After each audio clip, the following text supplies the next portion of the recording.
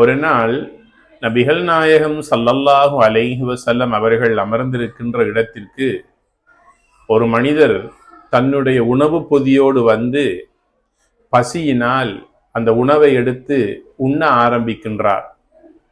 அவர் உண்ண ஆரம்பித்து அவருடைய உணவின் கடைசி பிடி மாத்திரமே, ஒரு பிடி மாத்திரமே எஞ்சி இருக்கின்ற நிலையில்தான் அவருக்கு நினைவு வந்தது, இவ்வளவு நேரமும் பிஸ்மில்லா சொல்லாமல் அல்லவா நான் சாப்பிட்டு கொண்டிருக்கிறேன் என்று நினைவு வந்தவுடன் பிஸ்மி கூற மறந்தால் ஓத வேண்டிய பிஸ்மில்லா ஃபி அவ்வலிஹி வ ஆஹிரிஹி என்ற துஆவை ஓதி அந்த உணவின் கடைசி பிடியை வாயில் வைத்த போது அருகில் இருந்த நபிகளார் ஸல்லல்லாஹு அலைஹி வஸல்லம் அவர்கள் வாய்விட்டு சிரித்தார்கள்.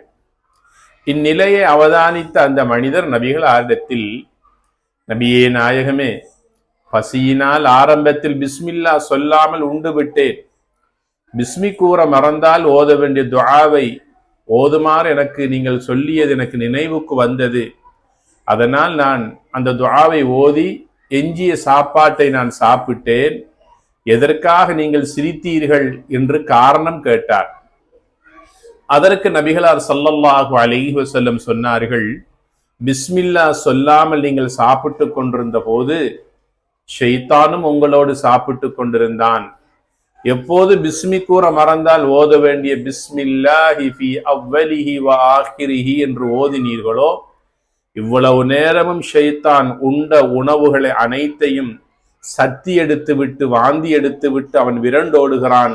அவன் ஓடின ஓட்டத்தை பார்த்த போது எனக்கு சிரிப்பு வந்தது என்று நபிகள் நாயகம் ஸல்லல்லாஹு அலைஹி வஸல்லம் அவர்கள் கூறியதாக அபூ தாவூத், திர்மிதி போன்ற ஹதீஸ் கிரந்தங்களில் இந்த ஹதீஸ் பதிவு செய்யப்பட்டிருக்கிறது.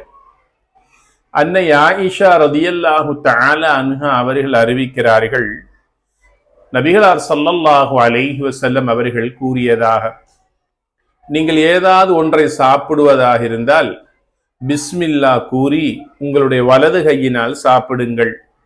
பிஸ்மி கூற மறந்தால் பிஸ்மில்லாஹி ஃபி அவ்வலிஹி வ ஆஹிரிஹி என்று பிஸ்மி கூற மறந்து நினைவு வந்தால் இந்த துஆவை ஓதிக்கொள்ளுங்கள் என்று கூறியதாகவும் அபூ தாவூத், திர்மிதி போன்ற கிரந்தங்களில் இந்த துஆக்கள் இடம்பெற்றிருப்பதை நாம் அவதானிக்கலாம். ஆக ஷைத்தான் எம்மோடு இணைந்து கொள்ளக்கூடிய பல சந்தர்ப்பங்களில் ஒன்றுதான் பிஸ்மி கூறாமல் யார் ஒருவர் சாப்பிடுகின்றாரோ, ஏதாவது ஒன்றை பருகுகின்றாரோ, ஷைத்தானும் அவனோடு இணைந்து கொள்கிறான் என்பதனை மேற்படி நிகழ்வு சம்பவம் எங்களுக்கு தெளிவுபடுத்துகிறது. ஷைத்தானை விட்டும் நாம் பாதுகாப்பு பெறுவோம். வஸ்ஸலாமு அலைக்கும் வரஹ்மத்துல்லாஹி வபரகாத்துஹு.